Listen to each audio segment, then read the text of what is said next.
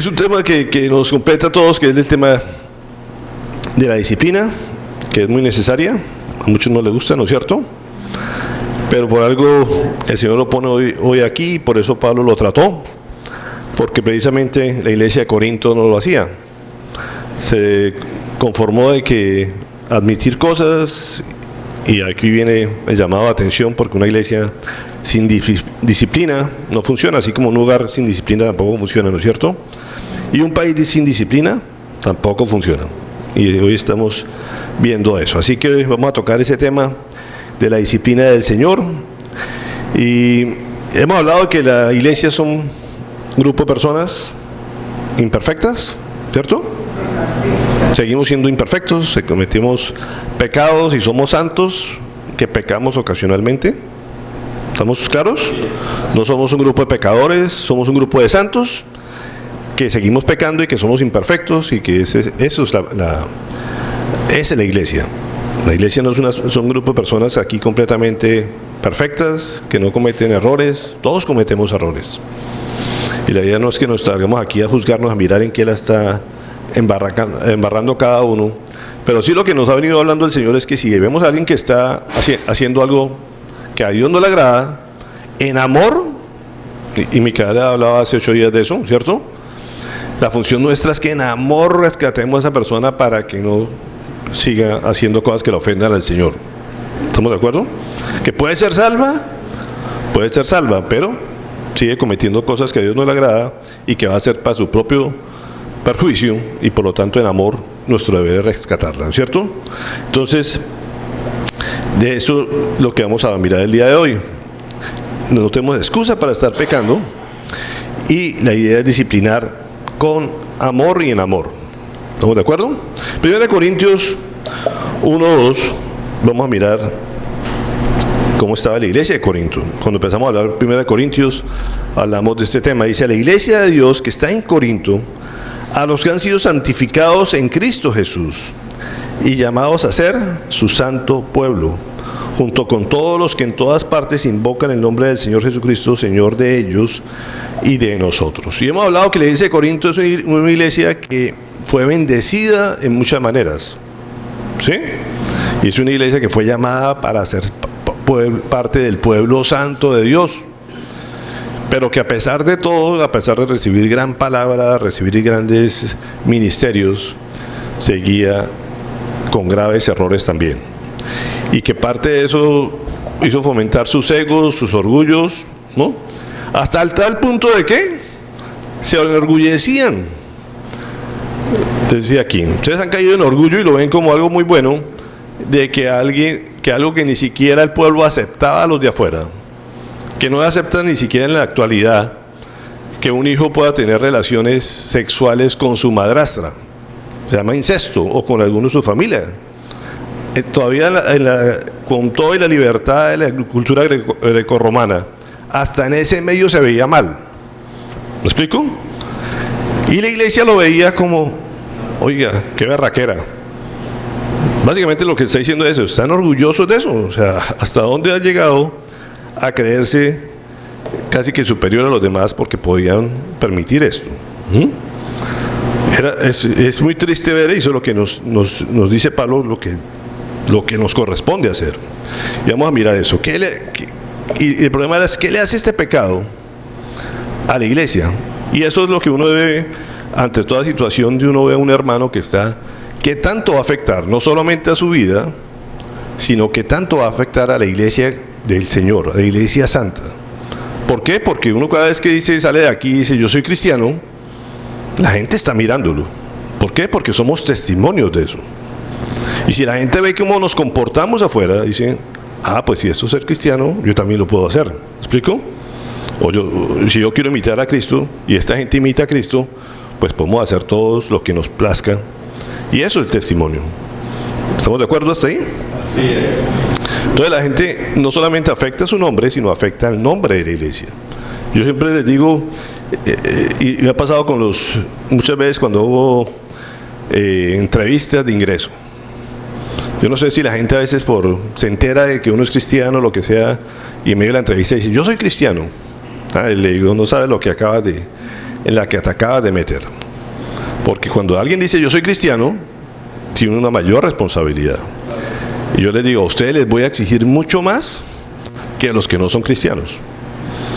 ¿Sí? Porque usted está dando un testimonio y tiene que marcar una diferencia con el resto. Entonces yo al resto de la gente, porque por su misma ignorancia, desconocimiento, o porque simplemente no han querido aceptar al Señor y no tienen el Espíritu del Señor, pues uno entiende por qué se comporta como se comporta. ¿Me explico? Pero el cristiano no tiene justificación, se puede decir. O sea, no hay excusa para comportarse. Entonces a esos les debe uno exigir más. ¿Qué es lo que Pablo dice aquí que debemos hacer? ¿Qué decía ahí? ¿Qué decía él? ¿Que se lamentaba? ¿Cierto? Entonces, ¿qué es lo que uno debe hacer cuando ve a un hermano que está en pecado? Primero, nos debe doler. ¿Me explico? ¿Por qué? Porque uno sabe las consecuencias de eso. Mire de donde viene el verbo lamentar. Y es importante que lo tengamos claro. Viene la palabra penseo, que es afligirse, sentir tristeza, lamentación, llorar y al grado de luto. ¿Saben lo que es? Todos saben lo que es el luto, ¿no es cierto? Luto, que es un dolor extremo cuando uno pierde un ser querido. ¿Sí? Y muchas veces nosotros enteramos de alguien que está andando en malos pasos, o no se han enterado. Gente que compartió con nosotros de pronto de niños en la iglesia infantil, o simplemente que nos veíamos en la iglesia en determinado grupo de personas donde uno se reunía y ahora uno lo ve y se entera de alguien y dice, mire el camino que escogió. Y uno dice, se da cuenta de ese sinvergüenza, lo que sea. Mucha gente toma esa actitud de crítica, de juzgamiento, ¿no? Pero lo que debe ocasionar en nosotros, ¿qué es? Dolor de luto. Porque esa persona, si rechaza al Señor, no va a estar en la eternidad con Él. Y uno sabe dónde va a terminar la eternidad. Porque el hecho de venir a una iglesia no nos garantiza una salvación. Lo que nos garantiza una salvación es que creamos en el Señor, y por lo tanto, si le creemos, somos obedientes a lo que Él dice. ¿Sí? Pues no podemos decir que creo en el Señor y no le hacemos caso. ¿Me explico? Como pasa hoy, o sea, o creemos en una constitución que nos gobierna y la aceptamos, ¿cierto? Y por lo tanto tenemos que obedecer las leyes que traen la Constitución. Para eso es la Constitución. Cuando uno no obedece las leyes, es porque dice, no me importa la Constitución y no le creo a la Constitución. Y me asome y hago lo que se me dé la gana. Y eso se llama una anarquía y no hay ley que mande eso. Y con el Señor es exactamente igual. ¿Me explico? Si somos cristianos tenemos que obedecer al Señor. Y cuando alguien no obedece, viene el castigo. Y si uno sabe que va a tener un castigo, nos tiene que doler a nosotros. ¿Cómo qué? Como si fuera un luto. Como si se nos muriera alguien. Entonces esta gente decía, no, es que nosotros somos de mente abierta. Hay iglesias que se consideran así. Y esa permisividad es muy peligrosa. La gente a veces se pone a discutir en cosas triviales, que si la falda, que si el pantalón, que si pueden pintar el pelo, que si pueden venir con tatuajes, con aretes. ¿Sí o no? Sí. Y la gente dice, hasta ahí tiene mente abierta, y uno dice, bueno, a la luz de la palabra, ¿qué cosas es pecado y qué otras cosas no son pecado? Pero muchas veces la iglesia cae en esta de permitir absolutamente todo, hasta como llevar un caso de estos, donde hay un incesto, pero no solamente uno puede pensar en incesto, y aquí vamos a ver algunas otras cosas donde el Señor dice, con ellos ni se junten. Entonces no solamente son los pecados sexuales, hay mucho pecado que en la actualidad uno ve. Como dice, avaricia. ¿Cuántos pueden haber avaros? ¿Cuántos pueden haber amantes más del dinero? A veces la gente dice, cuando se mata del trabajo, uno dice, eso es un buen trabajador, una persona dedicada al trabajo. Y uno dice, ¿será que es cierto? ¿O será que lo que lo mueve a trabajar es la ganas de tener más dinero? Y cuando uno trabaja por más dinero simplemente, ¿a quién está sirviendo? Al Dios Mamón. ¿Sabían eso? El dios Mamón es el dios de la plata, ¿sí o no? Y ahí se convierte en idólatra, ¿sí o no? Y para muchos dicen, no, pero pues eso ¿qué pecado es? Es pecado también, cuando uno pone las cosas por encima de Dios. Y vamos a ver que las cosas no son así tan claras a veces, ni tan sencillas, pero hay muchas cosas que al Señor le molesta, ¿cierto? Y si al Señor le molesta, a nosotros nos tiene que molestar también, nos tiene que doler que la gente termine sirviendo a otro Señor. ¿Estoy hablando claro o no? Entonces es importante que tengamos abierto, esa mente abierta, hay que saber hasta dónde es permisible, ¿sí? Y no que estemos cayendo en simplemente la sinvergüencería de aceptar todo lo que la gente quiera hacer, porque el deber nuestro precisamente es corregir y llevarlo a que haga las cosas bien. Levítico 18, 6, 8, vamos a ver que este tema es muy claro en la palabra del Señor y hay varias partes donde menciona esto, y en estos casos es muy sencillo hacer un juicio, se puede decir, como lo estaba haciendo Pablo, porque tenía como base la palabra del Señor que hablaba perfectamente de esto en la Torá. Nadie se acercará a ningún pariente cercano por tener relaciones sexuales con él o con ella. Yo soy el Señor. No deshonrarás a tu padre teniendo relaciones sexuales con tu madre. No lo hagas porque es tu madre. No tendrás relaciones sexuales con la esposa de tu padre, porque sería como tenerlas con él. El Señor habla claro, ¿no es cierto?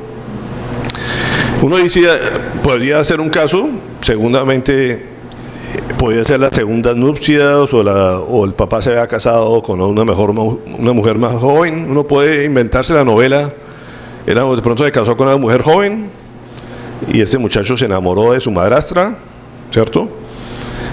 Y eso a los ojos de la sociedad, como dice, pagana, era mal visto. Hoy es mal visto. Pero en ese momento la iglesia lo aceptaba.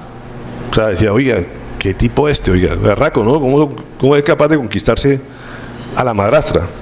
Hasta eso llegaba, se puede decir, la sinvergüencería de esta iglesia. Y era una iglesia con palabra, con ministerios, con todo funcionando, ¿sí? Mire Levítico 20:11, lo que dice: si alguien se acuesta con la mujer de su padre, deshonra a su padre. Tanto el hombre como la mujer serán condenados a muerte, de la cual ellos mismos serán responsables. Entonces fíjense que la condena por esto era la muerte. Y uno diría, ¿por qué solamente se menciona el caso de este hombre, que era reconocido entre la iglesia y que estaba haciendo eso? ¿Por qué no se menciona a la mujer? Es probable que si no se menciona a la mujer es porque la mujer no era de la iglesia, ¿sí? ¿Quién era el culpable y el que había que condenar como parte de la iglesia? Porque eso es lo que sigue. Al hombre, al que asistía a la iglesia. Las que no asisten a la iglesia, ¿quién lo juzga? Dios. ¿Sí? Y por eso en este caso se menciona solamente al hombre. Ella puede ser que no, nunca se haya asomado por ahí. Entonces, ¿por qué le iba a llamar la atención? Pero en el caso de que fuera el hombre y era un parte del miembro de la iglesia, considerado cristiano, a ese sí había que condenar, ¿sí? Gálatas 6, 1, 2, y aquí nos pone el equilibrio y nos pone la claridad. ¿Cuál es el procedimiento cuando de un pecado uno dentro de la iglesia? Hermanos, dice, si alguien es sorprendido en pecado, ustedes que son espirituales deben restaurarlo con una actitud humilde, pero cuídense cada uno, porque también puede ser tentado. Ayúdense unos a otros a llevar sus cargas y así cumplirán la ley de Cristo. Entonces, aquí el Señor nos habla claro y nos dice, oiga, si usted ve a alguien, como dice, mal parado, mal parqueado, ¿sí han oído eso? ¿Sí? ¿Cuál es nuestro papel? Criticarlo en la mitad de la gente, decirle, oiga, usted es sinvergüenza, usted que va a la iglesia y mírelo cómo se comporta aquí, y aquí lo encontré en este bar, por decir una cosa, ¿sí? Y entonces le hace el show y la algarabía en medio del bar para que quede mal la iglesia ante todo el bar, porque eso es lo que se logra, ¿sí o no? No queda la mala persona. Le dice humildemente, dígale, oiga, ¿sabes qué? Hablemos afuera, ¿cierto? Esto lo que estás haciendo tú no está bien, ¿no es cierto? Sabiendo que uno mismo puede el día de mañana estar en la misma posición. Y siempre el Señor le dice, ¿cómo te gustaría a ti que te trataran? Así mismo trata a las demás personas. ¿Quién está exento aquí de pecar? Digo yo. ¿Sí o no? ¿Ah? Que tire la primera piedra, ¿no es cierto? Y uno dice, no, imposible que no, yo no caigo en eso. Y el Señor le dice a uno, abre el ojo porque tú también puedes caer. ¿Sí? Eso es lo que dice la palabra. Tengan cuidado porque ustedes mismos pueden caer. Todos llevamos una carga, dice ahí. ¿O no? Uno tiene una carga que uno dice, yo puedo caer en eso. En cualquier tipo de pecado. Como digo, hasta la idolatría, la codicia. Estábamos hablando de la envidia el jueves, el miércoles entre los hombres. ¿Cuántos de nosotros no envidiamos lo que los demás tienen? Y uno de los problemas comunes en la sociedad es la envidia. Por ello estamos hoy como estamos. ¿Sí? El pobre envidia lo que tiene el rico. Es uno de los problemas. Y fácilmente entre los hermanos caemos en la envidia. ¿O no? En el trabajo, ¿alguien tiene envidia? Sí. La gente siempre quiere ser jefe, ¿no es cierto? Y es un pecado. Y estamos exentos de pecado, ¿no? Uno se pone a revisarse y ahorita vamos a ver qué tanto debe uno revisarse para no estar en eso. Y cómo me gustaría a mí que me hicieran caer en cuenta de que estoy en ese pecado. Porque desafortunadamente a veces uno no es ni consciente de eso. Entonces, si alguien que se detecta ese problema en mí, yo espero que me lo hagan saber en amor y decirme, oye, con el deseo de que uno mejoremos y seamos más agradables al Señor. Entonces dicen, ustedes deben ser, si alguien sorprendido, porque habitualmente es así, la gente vive a escondidas, pero algún día nadie oculto y siempre sorprendido. Entonces lo correcto es que lo ayuden a uno a salir de eso. Pero uno dice, pero ¿cómo así que juzgar el pecado? Por muchas partes también dice que uno no debe estar juzgando. ¿Me explico? ¿Sí o no? La idea es que uno no estemos a la cacería a ver quién esté pecando. Pero lo que el Señor dice, ustedes sí tienen conocimiento de la palabra y saben lo que es el bien y el mal. Y uno, si tiene conocimiento de la palabra, tiene que saber qué está haciendo mal el hermano. ¿No es cierto? Y Él nos dice, no juzguen a los de afuera. Eso es papel del Señor. Pero los de adentro, sí nos tenemos que estar juzgando. ¿Estás andando bien o estás andando mal? Y no solamente juzgando, sino cuidándonos unos a otros. Ese es el papel de nosotros, ¿sí? Pero tenemos que hacer un juicio. No podemos criticar a la gente por criticarla, no podemos juzgarla por juzgarla. Es en base a la palabra. ¿Qué es lo que la palabra dice que debe estar bien? ¿Me explico? Y a veces uno le dice, oye, a mí me parece conforme a la palabra que por donde vas, o te estás arriesgando mucho a caer, ¿no es cierto? O simplemente estás mal. Y yo oro por ti todos los días y quiero que salgas de esa costumbre. Ese es el papel correcto. Y eso debe serlo a solas, de primera instancia. La segunda forma, el segundo paso a hacerlo, ¿cuál es? Óyeme, llamo a alguien espiritualmente maduro para que sea testigo de cómo estoy tratando y cómo le estoy haciendo ver. ¿Por qué? Porque muchas veces el pecador aprovecha a tergiversar las cosas y muchas veces le voltea la arepa, como dicen, al que lo viene a juzgar. Y entonces dice, mire, ese me dijo que no sé qué, y empieza a cambiar la versión para hacer quedar mal al que lo sorprendió, ¿sí? Si alguien le dice, oígame, te vi por allá cercano a la calle de los Locos, yo no sé si saben cuál es la calle de los Locos. ¿Sí saben todo lo que es la calle de los Locos? ¿Nadie sabe? Yo pensé que sí. ¿Ah? Allá donde los hombres salen en un carro y empiezan a hablar solos. No, aquí no hay esas casas. En Bogotá se conoce como la calle de los Locos, porque todos los hombres salen manejando y hablan solos. Y es que la mujer está escondida ahí abajo. Entonces la zona de los moteles le dicen la calle de los Locos. ¿Sí o no? ¿No le sabían esa? Entonces alguien dice, mire, yo lo te vi saliendo de la calle de los Locos. ¿Sí? No se hagan los locos, sí, ¿verdad? ¿Sí? Pero muchas veces uno se hacen los locos y dicen, yo te vi allá, te vi saliendo por allá, ¿no es cierto? Y el otro va y cuenta la historia al revés. Dice, el pastor o tal ese estaba saliendo de allá. Entonces, ¿quién quedó mal? ¿Sí? Entonces, lo que hace, ¿para qué se llama un testigo? Para uno decir, oye, en amor te estamos diciendo, estás mal, estás procediendo mal. Sea serio. ¿Sí? No se haga loco. Entonces es importante eso. Y cuando, a pesar de eso, no hace, ¿cuál es el siguiente paso? Hacerlo público. Porque un pecado público, porque el problema no es eso, no solamente eso que lo hace aquí adentro, sino que lo está haciendo afuera y está haciendo quedar mal. Y cuando es así público, también hay que revelarlo públicamente. Cuando no cambia su proceder. Los pasos para el Señor es muy claro. Primero llámelo en privado, después llámelo testigos y después hágalo público. Y ahorita vamos a ver el porqué. Entonces uno sí tiene que juzgar el pecado. Mire lo que dice Mateo 7, 1 al 5.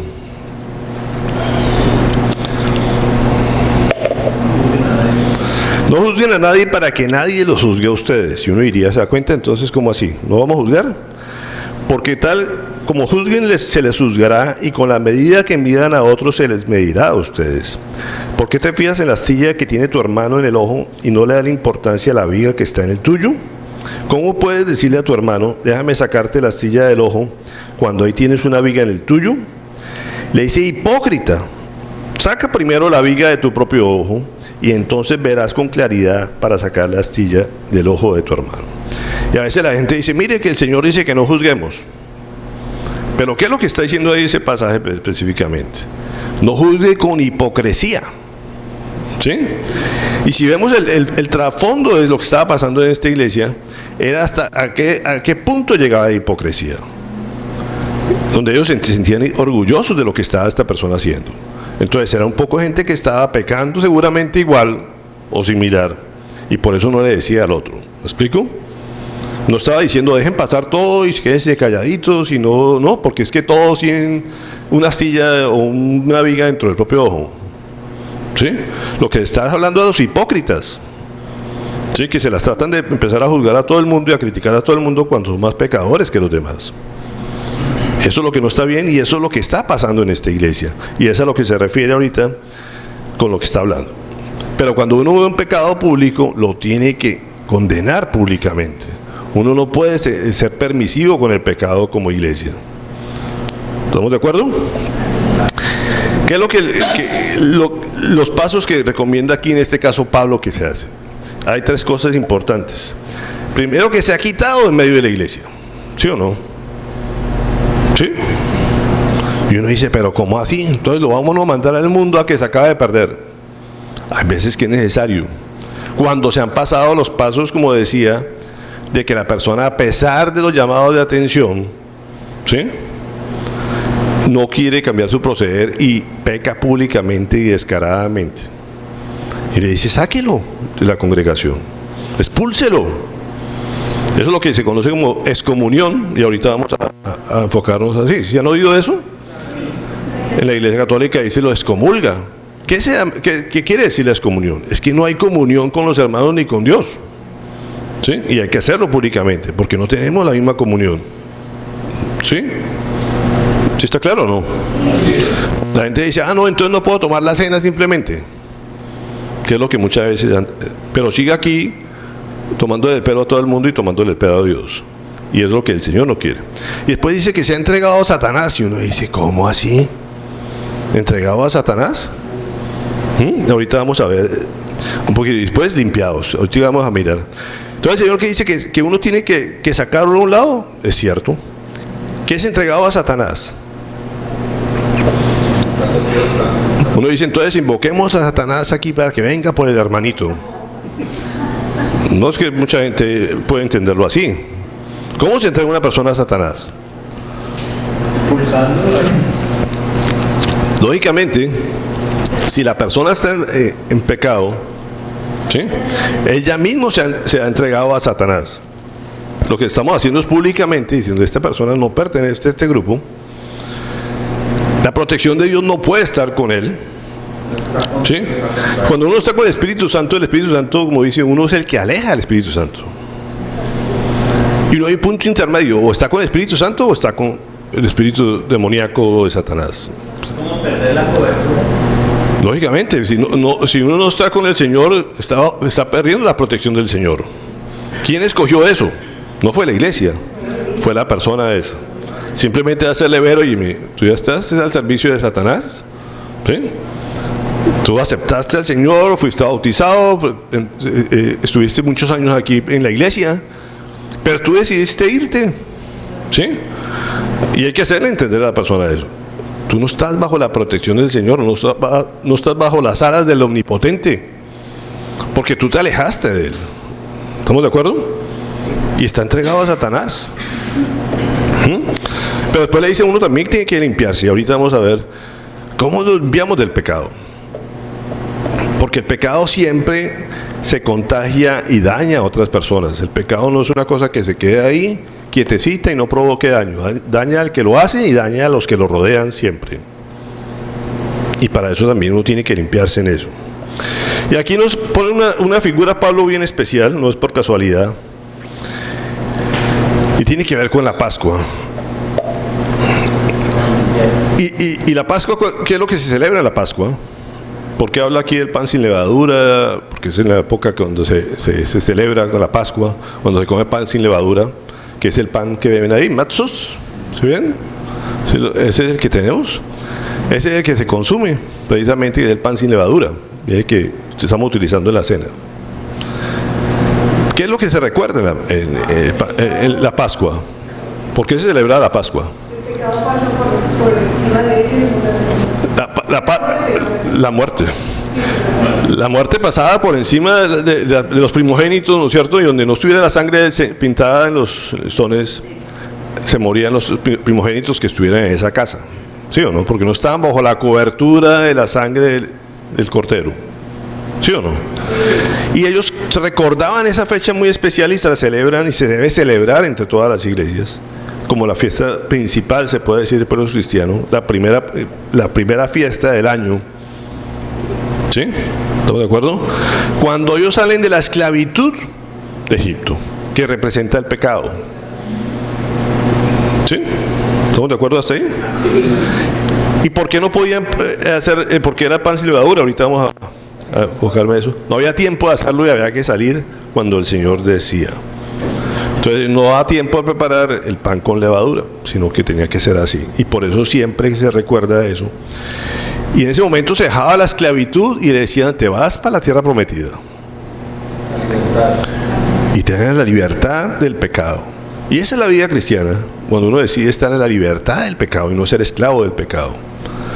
Pero hay gente que en el camino decía, oiga, pero estábamos mejor allá con los egipcios, esto está muy maluco aquí, esto pan sin levadura y esto tan maluco. Pues se regresaban y en un momento volvían a ser esclavos de los egipcios y esclavos del pecado. ¿Sí? Eso es lo que pasa, eso es la Pascua. Y ellos celebran con satisfacción porque fueron liberados de la esclavitud del pecado. Pues ellos siempre recordaban la esclavitud de egipcio como territorio, pero lo que uno celebra es que estamos alejándonos del pecado. Y eran 7 días de celebración cada año, se celebra hasta la fecha. Esos 7 días precisamente recuerda eso, de que fueron liberados del pecado.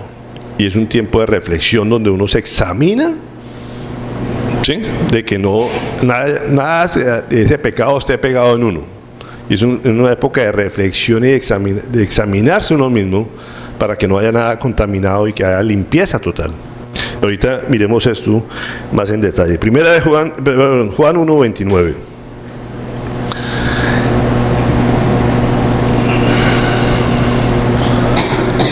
Dice, al día siguiente Juan vio a Jesús que se acercaba a él y dijo, aquí tienen al Cordero que quita el pecado del mundo.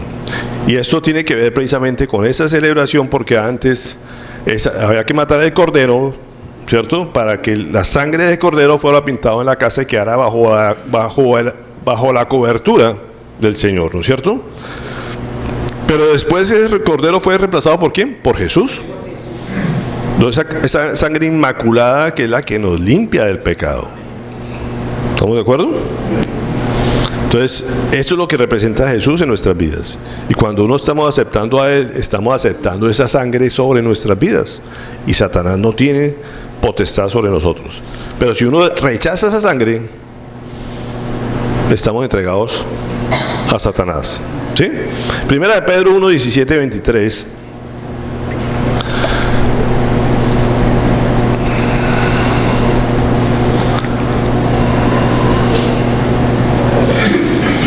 Nos aclara de dónde fuimos rescatados nosotros y cuál fue el precio que se pagó por esto. Dice: ya que invocan como Padre al que juzga con imparcialidad las obras de cada uno, vivan con temor reverente mientras sean peregrinos en este mundo.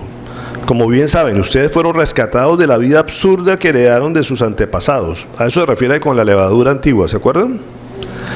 Dice: ustedes fueron rescatados de esa vida absurda que heredaron de sus antepasados. El precio de su rescate no se pagó con cosas perecederas como el oro o la plata, sino con la preciosa sangre de Cristo, como un cordero sin mancha y sin defecto. Cristo, a quien Dios escogió antes de la creación del mundo, se ha manifestado en estos últimos tiempos en beneficio de ustedes. Por medio de él ustedes creen en Dios, que lo resucitó y glorificó, de modo que su fe y su esperanza están puestas en Dios. Ahora se han purificado. ¿Esto qué quiere decir? Que nos hemos limpiado, ¿no es cierto? Obedeciendo a la verdad, y tienen un amor sincero por sus hermanos. Ámense de todo corazón los unos a los otros, pues ustedes han sido nacidos de nuevo, no de simiente perecedera, sino de simiente imperecedera, mediante la palabra de Dios que vive y permanece. ¿Qué es lo que nos está diciendo aquí? Nosotros fuimos rescatados, fue un precio pagado, ya no solamente por la sangre del cordero, de un cordero cualquiera, sino por la sangre del Cordero de Dios, que era Jesucristo. Ese es el precio de nuestra salvación, de nuestra limpieza. Eso es lo que nos dice la palabra. Y le dice: oiga, valoren eso, con temor, porque es que no valemos cualquier cosa, valemos la sangre del Hijo de Dios. ¿Sí? Y eso nos ha purificado a través de ¿qué? De la palabra.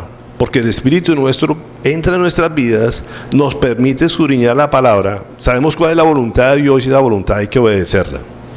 Y mientras estemos obedeciendo, estamos manteniendo la limpieza en nuestra vida, en nuestro ser, esa limpieza que el Señor nos regaló. ¿Sí estamos de acuerdo ahí?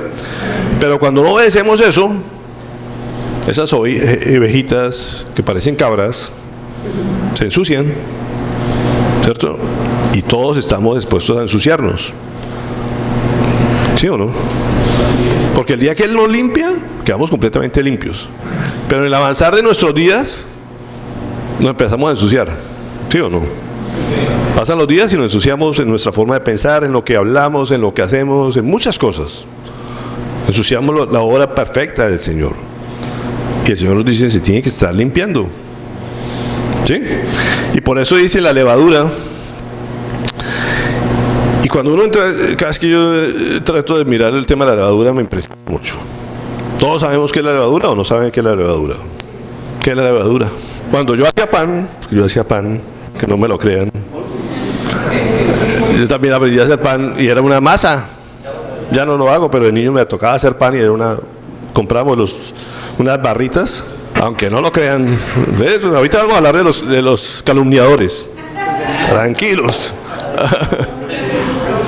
Pero nosotros comprábamos una levadura así, una barra de levadura, ¿sí? Y uno echaba, le decía a uno: échale un poquito, pues no le eche mucho porque eso si no sale del horno, ¿sí o no? Si han visto, si alguien ha hecho pan, sabe de lo que estoy hablando. Y era pequeñita, ¿sí? Bien pequeñita. Se necesita un poquito, porque como digo, si se echa mucha, hace un desastre. Y eso es algo que fermenta, son básicamente bacterias. ¿Sí o no?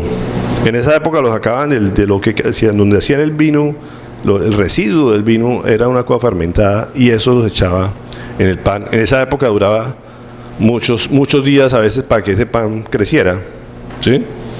Pero pues ahora con la industria y los químicos y toda esa cosa lo hacen mucho más efectivo. Pero es muy pequeña la dosis de eso, se necesita muy poquito. ¿Para qué? Para que se mezcle entre todas las células, pueden decir, de la masa. Porque es que se mezcla dentro de esto. Muchas veces lo disolvían en el agua y con el agua. ¿Cómo se hace el pan?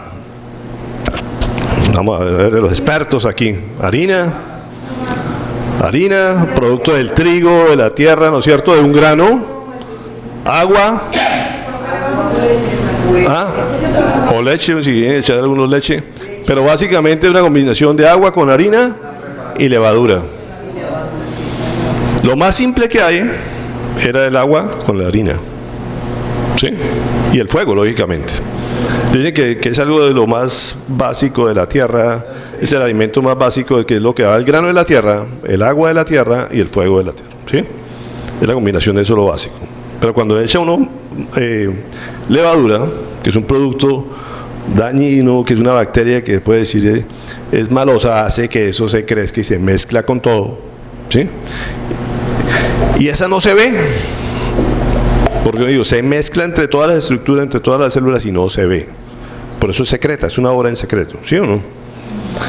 Pero la infla.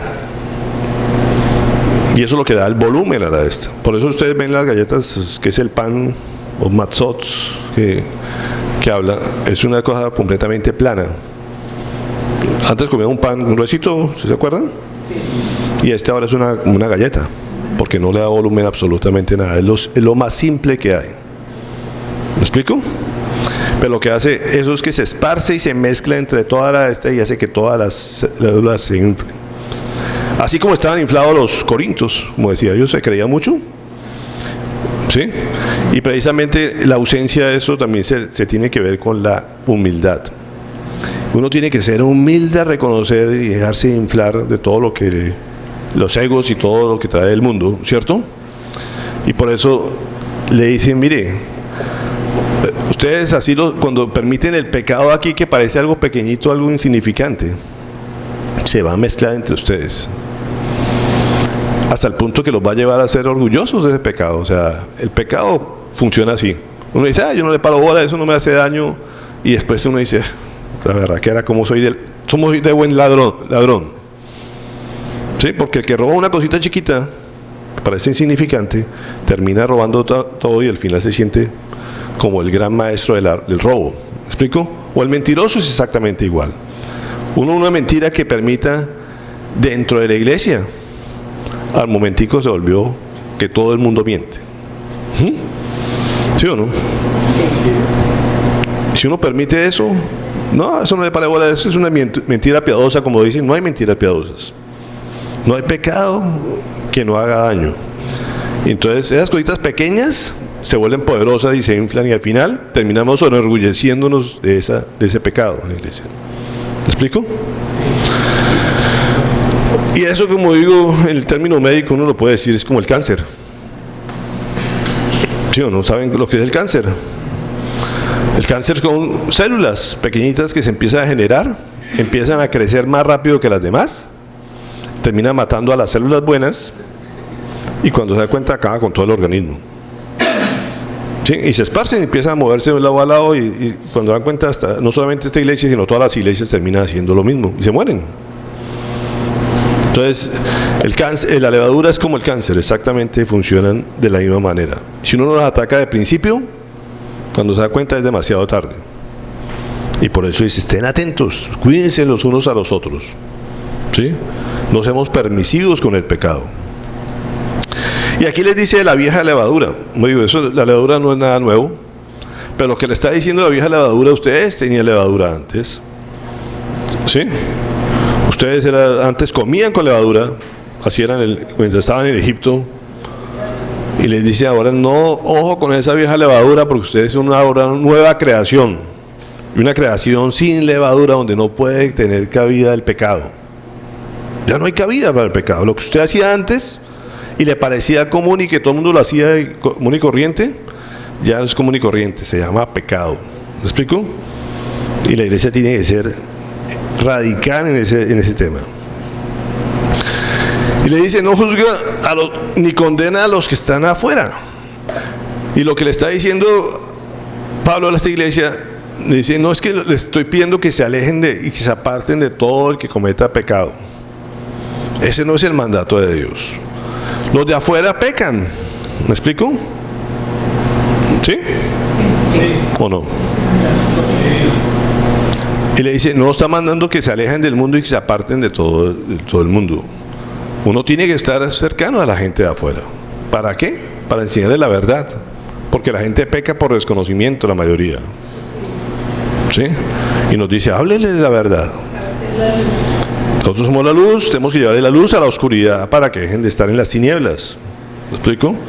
Pero el que esté adentro es otro cuento. Aquí no se puede venir a pecar descaradamente. ¿Me explico? Entonces, no es estar juzgando a los de afuera. Nosotros no somos los llamados a juzgar a los de afuera. Ese lo juzga Dios, de acuerdo a lo que les permita conocer. Entonces, la idea no es aislarse, pero sí separarse de eso. Y es importante que tengamos claro, la idea no es que si alguien peca aquí, lo vamos a sacar de este grupo. ¿Me explico? Pero yo no voy a dejar que me contamines. Y eso tenemos que ser enfáticos ahí. Y no es la idea es que echarlo al olvido y nunca más volvamos a saber de él. No, al contrario, tenemos que estar pegados a él en oración, hasta donde podamos, ¿no es cierto? De vez en cuando si lo podemos visitar y decirle, oye, te amamos, estamos confiados, tenemos la esperanza de que vuelvas, ¿no es cierto? Pero con vuelvas dispuesto a obedecer. Mira, hay muchos hijos pródigos en el mundo. Y la enseñanza del hijo pródigo es muy claro. Le dice, ¿tú quieres gastarte la vida como quieres? Toma tu herencia y vete, ¿sí? Pero te vas y tú decides. Pero así embarrado y todo, como digo, aquí no vuelves hasta que no estés dispuesto a venir arrepentidamente. ¿Sí o no? ¿Estamos de acuerdo? Sí. Cuando hay arrepentimiento, aquí vuelve y están las puertas abiertas. Mientras no hay arrepentimiento, qué pena. ¿Me explico? Y toca en los hogares, pasa exactamente lo mismo. Un hijo rebelde no lo puede permitir que siga siendo rebelde en la casa. En la casa se somete a las leyes de la casa. ¿Estamos de acuerdo, sí o no? Si tú quieres hacer lo que quieras en mi casa, te vas. No importa la edad que tenga. Si el hijo rebelde se va. Y así hace Dios, dice, ¿te quieres ir? Vete. Si quieres perder los privilegios de estar en la casa, en el palacio del rey, te vas. Y si quieres comer de la que quieres, vas a comer en otro lado, pero aquí no. Porque aquí me vas a contaminar a los otros hijos. Pero si te arrepientes, con todo el amor te recibo y te voy a dar la mejor túnica. ¿Me explico? Así es lo que el Señor nos habla. Pero aquí en mi casa se hace lo que yo diga, es lo que dice el Señor. Y eso tenemos que ser consecuentes con eso. 2 Corintios 2, 5 al 11. Si alguno ha causado tristeza, no me la ha causado solo a mí. Hasta cierto punto, y lo digo para no exagerar, se la ha causado a todos ustedes. Para él es suficiente el castigo que le impuso la mayoría. Más bien debieran perdonarlo y consolarlo para que no sea consumido por la excesiva tristeza. Por eso les ruego que reafirmen su amor hacia él. Con este propósito les escribí, para ver si pasan la prueba de la completa obediencia. A quien ustedes perdonen, yo también los perdono. De hecho, si había algo que perdonar, lo he perdonado por consideración a ustedes, en presencia de Cristo, para que Satanás no se aproveche de nosotros, pues no ignoramos sus artimañas. ¿Qué les dice esta palabra? Si le pusieron atención. Como digo, si hay alguien que haya tenido que pasar por el proceso de expulsión de la iglesia, de la excomunión, de no sentarse uno a la mesa con él, porque Pablo es muy claro, dice, con esa gente, ¿con quiénes no se junte? Dice, con los idólatras, con los avaros, con los calumniadores, ¿sí o no? Uno dice, toda esa gente que habla hablando mentiras, le dice a uno, con esa gente no te juntes, ¿sí o no? Y está hablando de gente de la iglesia. Y si hay idólatras y morales sexualmente, no se puede juntar con ellos. Si son dedicados a los vicios, a las borracheras, y hay gente en la iglesia que se dedica a eso, puede haber gente en eso. ¿Sí o no? Por eso no está hablando de los de afuera, está hablando de la gente de la iglesia. Dice, no se junten con ellos. Pero dice, mire, ustedes, yo sé que a mí me ha causado tristeza, está diciendo Pablo, yo sé que a ustedes les ha causado profunda tristeza, porque eso es lo que debe ocasionar cuando un hermano cae. Debe producir dolor, ese luto, ¿sí? Y el hecho que lo hayan aislado, en esa época seguramente era peor el hecho del aislamiento porque no había muchas iglesias, era una iglesia por ciudad casi. Ahora la gente sale a una iglesia y me voy para la otra porque aquí no me quieren. Y va a hacer las sinvergüencerías en otro lado. ¿Me explico? Pero la idea es que la iglesia general, le digo, ese tipo de gente tiene que estar advertida y estar prevenida porque va a contaminar a la gente. Pero eso, en medio de eso, no es aislarlo de todo y condenarlo y acabar a la gente, sino sentir tristeza y mirar cómo se arrepiente. Lo bonito de esta historia es que aparentemente este hombre se arrepintió, porque estamos hablando en 2 de Corintios 2:5, estamos hablando ya al final de la carta de Corintios, y lo que muestra es que este hombre aparentemente sí se arrepintió. Y por eso lo que hablan acá, y si ustedes lo perdonaron, yo también lo perdono. ¿Me explico? Que gloria a Dios que el tratamiento funcionó y esa persona volvió al redil y dejó de acostarse con su madrastra y se arrepintió y pidió perdón. Y si él pidió perdón y ustedes lo perdonaron, yo también lo perdono y el Padre también lo perdona y todos nos gloriamos en eso, ¿cierto? ¿Por qué? Porque no fue presa de Satanás. Al final el tratamiento funcionó, ¿sí? Nos evitamos de que esa persona sufriera, pero que la iglesia sufriera y fuera mal testimonio al resto de las generaciones. Si ellos no tomaran esas medidas, seguramente la iglesia de Corinto hubiera sido un desastre o se hubiera desaparecido. Y eso es lo que el Señor nos dice. Si ustedes ven a alguien entre ustedes cometiendo un pecado, tienen que disciplinarlo. La disciplina es por amor. ¿Me explico? Uno no puede hacerse de la vista ciega, sino que llamarlo en amor para que se arrepienta como esta persona se arrepintió. Y no sirvió para que Satanás se aprovechara de esa situación para acabar con la iglesia, porque ese es el propósito de él. ¿Me explico? Pasa hoy en nuestros días, uno dice, si uno ve un vándalo de esto haciendo un daño, ¿cuál es lo correcto? ¿Hacerse uno el de vista ciega? ¿Alguien por allá afuera?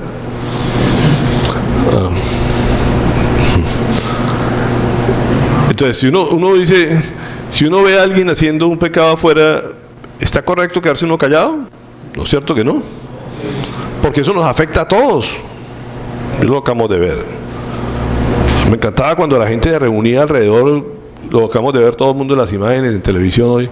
Entonces, que está haciendo un daño a la sociedad, la gente decía, oye, la sociedad se reúne y le dice, ¿sabes qué? ¿Eso está mal? ¿Sí? ¿Sí? ¿Lo vieron ustedes? Eso está mal, nos va a hacer daño a todos. Tú no puedes ser parte de esta sociedad si es así. Uno no puede llamarse colombiano y acabar con Colombia o hacerle daño a Colombia. En la iglesia pasa lo mismo. No podemos decirnos cristianos y permitir que los cristianos nos hagamos daño de unos a otros o que acaben con la doctrina. ¿Me explico?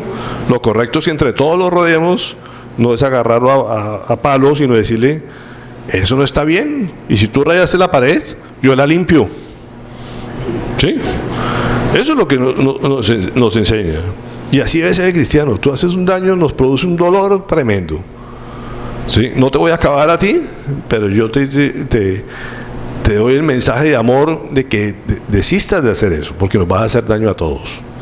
Y si me toca a mí reparar el daño, yo lo hago con la esperanza de que tú te arrepientas y vuelvas al redil.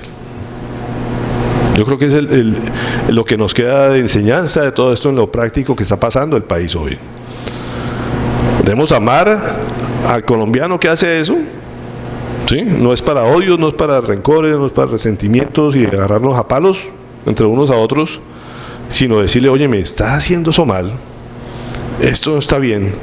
Y si tú persistes en hacerlo, pues toca simplemente meterte a la cárcel o llevarte a un juicio para que te juzgue un juez de acuerdo a las leyes de esta tierra. ¿Me explico? Y así pasa con las cosas del Señor también. Si tú no quieres obedecer, tú quieres hacerle daño a la iglesia, primero déjate llamarte cristiano porque ya no eres cristiano. ¿Me explico? No te puedes sentar a la misma mesa con nosotros, no puedes tomar de la comunión con nosotros, pero deja de hacerle daño a la iglesia, porque la gente te está viendo. Y ahorita uno ve las noticias, la gente dice, oiga, ¿qué estará pensando el extranjero? ¿Así somos todos los colombianos? ¿Sí? Y por eso mucha gente dice, somos más los buenos que los malos. ¿Sí o no? Porque no todo el mundo es así. En la iglesia es exactamente lo mismo. Cualquiera que haga algo en contra de la palabra de Dios, Dice, los cristianos, porque eso nos encanta generalizar, ¿cierto? Así es el mundo. Y resulta que no todos son así. Afortunadamente todavía. Es una minoría. Pero muchos como cristianos dejamos mal el nombre de Cristo en la calle, en el trabajo, ¿cierto? Cada vez que ustedes pelean con sus compañeros de trabajo y los tratan mal o los humillan, dice, los cristianos son así. ¿Y eso que es cristiano? Ojalá digan eso, y eso que es cristiano, pero el problema es que dicen, todos los cristianos son así como este.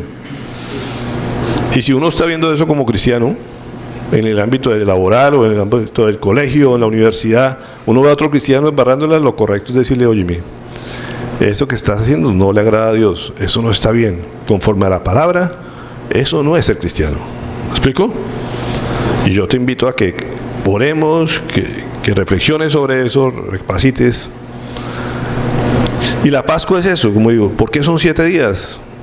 Son tiempos de reflexión, de decir, óyeme, ¿cuál es el precio que el Señor pagó por mí? ¿Qué estoy haciendo mal que a la iglesia le afecte? Son días de recogimiento y decir, oye, me duele, no solamente pensando en los demás, sino en mí mismo, me duele que a Dios no le agrade esto. ¿Me explico? Y por eso es una época de recogimiento, precisamente eso de duelo, donde la gente dice, yo sé que he pecado, antes de que me juzgue el mundo, antes de que me juzgue la iglesia, lo que Dios nos invita es que nos juzguemos a nosotros mismos como lo hacemos en la cena, ¿cierto? Cada vez que tomamos la cena es eso, reflexione, revísese, no espere que el mundo lo juzgue ni que Dios lo juzgue, júzguese usted mismo, revísese qué cosas, antes de criticar la ramita, cualquier cosa en el ojo del otro, revisémonos que no tengamos el tronco de nuestras vidas. Eso es lo primero que tenemos que hacer, ¿no es cierto? Y si cada uno lo hacemos ese ejercicio y recordamos ese pan sin levadura, es decir, o sea, esto es lo básico, lo esencial, esto representa lo que el Señor hizo por mí, de sacarme la esclavitud del pecado. Eso es lo importante cada vez que tomamos la cena del Señor. Pagó un precio enorme por mí y esto no permito que nada impuro entre en mi vida. ¿Sí? Porque el Señor la limpieza que la hizo fue perfecta. Yo soy el que la daño la limpieza. No quiero nada de levadura en mi vida. No quiero nada de pecado en mi vida. Y eso es un ejercicio que cada quien debe hacerse en su vida personal. ¿Para qué? Para no ser juzgado por la iglesia ni por nadie. ¿Me explico? No perdamos oportunidad y como digo, es un privilegio poder sentar a la mesa del Señor libremente, en libertad. Yo sé que todos cargamos de pronto un peso, todos todavía cargamos cosas de nuestra vida pasada, ¿sí? Digo, el Señor, ¿será que hizo el trabajo incompleto? No. Nosotros somos los que seguimos arrastrando cositas viejas de Egipto, como digo, ¿sí? Somos los que a veces volvemos a recoger esas cosas. Entonces digo, el Señor ya nos liberó, pero nosotros seguimos esclavizados. Entonces, si todavía hay una atadura de eso, no esperes a que nadie te sorprenda. Simplemente entrégasela al Señor y ese es el momento que lo hagamos.